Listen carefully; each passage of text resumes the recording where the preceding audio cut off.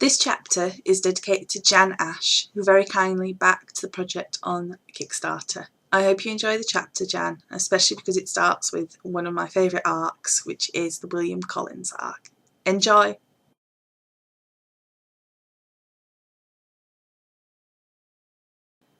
I hope, my dear, said Mr. Bennet to his wife as they were at breakfast the next morning, that you have ordered a good dinner today, because I have reason to expect an addition to our family party.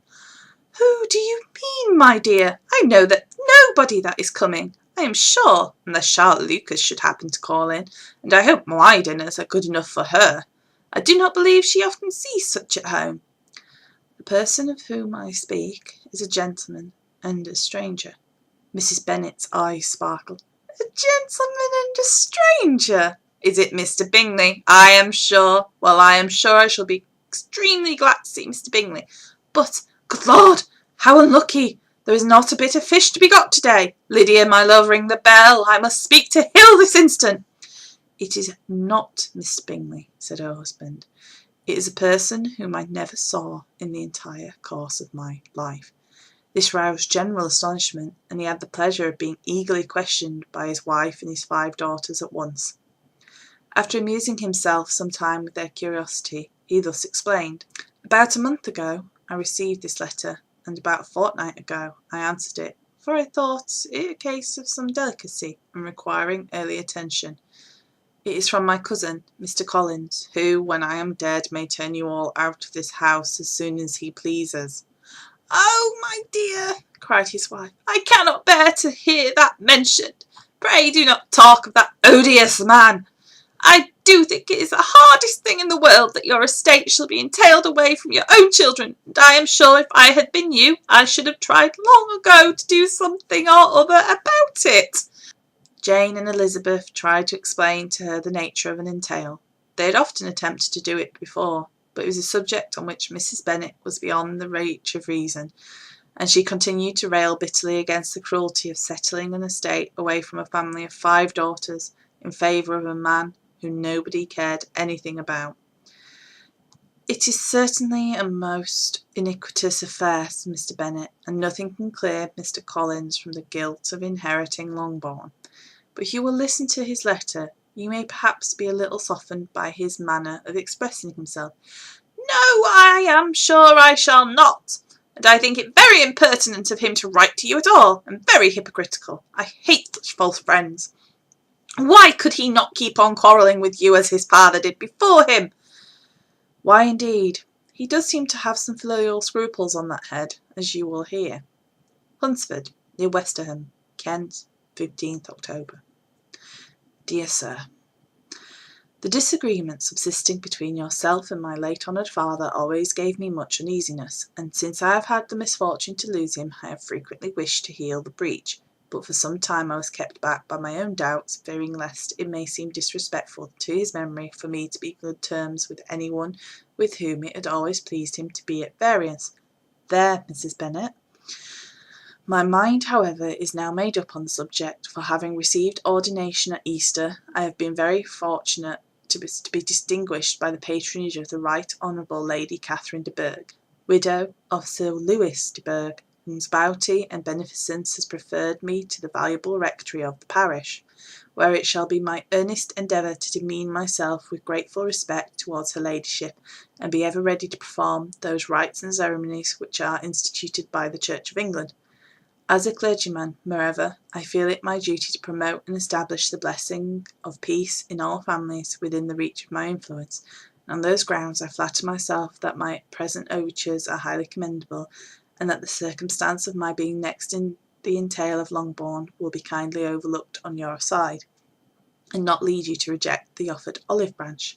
I cannot be otherwise than concerned at being the means of injuring your amiable daughters, and beg leave to apologise for it, as well as to assure you of my readiness to make them every possible amends.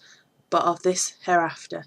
If you should have no objection to receive me into your home, I propose myself the satisfaction of waiting on you and your family Monday, November 18th, by 4 o'clock, and shall probably trespass on your hospitality till the Saturday se'nnight following, which I can do without any inconvenience, as Lady Catherine is far from objecting to my occasional absence on a Sunday, provided that some other clergyman is engaged to the duty of the day. I remain, sir, with respectful compliments to your lady and daughters, your well-wisher and friend, William Collins. At 4 o'clock, therefore, we may expect this peacemaking gentleman, said Mr. Bennet, as he folded up the letter. He seems to be the most conscientious and polite young man, upon my word, and I doubt not will provide a valuable acquaintance, especially if Lady Catherine should be so indulgent as to let him come to us again. There is some sense in what he says about the girls, however, and if he is disposed to make them any amends, I shall not be the person to discourage him. Though it's difficult, said Jane, to guess in what way he can mean to make us the atonement he thinks our due. The wish is certainly to his credit. Elizabeth was chiefly struck by his extraordinary deference for Lady Catherine, and his kind intention of christening, marrying, burying his parishioners wherever it were required. He must be an oddity, I think, said she. I cannot make him out. There is something very pompous in his style. And what can he mean by apologising for being the next in the entail? We cannot suppose he would help it if he could. Could he be a sensible man? No, my dear, I think not. I have great hopes of finding him quite the reverse. There is a mixture of civility and self-importance in his letter, which promises well. I am impatient to see him. In point of composition, said Mary, the letter does not seem defective. The idea of the olive branch, perhaps, is not wholly new, yet I think it well expressed. To Catherine and Lydia, neither the letter nor its writer were in any degree interesting. It was next to impossible that their cousin should come in a scarlet coat, and it was now some weeks since they had received pleasure from the society of a man in any other colour. As for their mother, Mr. Collins' letter had done away much of her ill will, and she was preparing to see him with a degree of composure which astonished her husband and daughters. Mr. Collins was punctual in his time, and was received with great politeness by the whole family. Mr. Bennet indeed said little, but the ladies were ready enough to talk, and Mr. Collins seemed neither in need of encouragement nor inclination to be silent himself. He was a tall, heavy-set-looking young man of 25. His air was grave and stately, and his manners were very formal. He had not been long seated before he complimented Mrs. Bennet on having so fine a family of daughters, said he had heard much of their beauty, but in this instance fame had fallen short of the truth, and he added that he did not doubt her seeing them all in due time disposed of in marriage. This gallantry was not much to the taste of some of his hearers, but Mrs. Bennet, who quarrelled with no compliments, answered most readily, "You are very kind, I am sure, and I wished with all my heart it may prove so, for else they will be destitute enough. Things are settled so oddly." "You allude, perhaps, to the entail of the estate." "Ah, sir, I do indeed. It's a grievous affair to my poor girls, you must confess. Not that I find fault with you, for such things I know are all chance in the world. There is no knowing how estates will go, once they come to be entailed. I am very sensible, madam, to the hardship of my fair cousins, and could say much more on the subject, but I am cautious of appearing forward and precipitate. But I can assure the young ladies that I come prepared to admire them. At present I will not say more, but perhaps when we are better acquainted." He was interrupted by a summons to dinner, and the girls smiled on each other. They were not the only objects of Mr. Collins' admiration.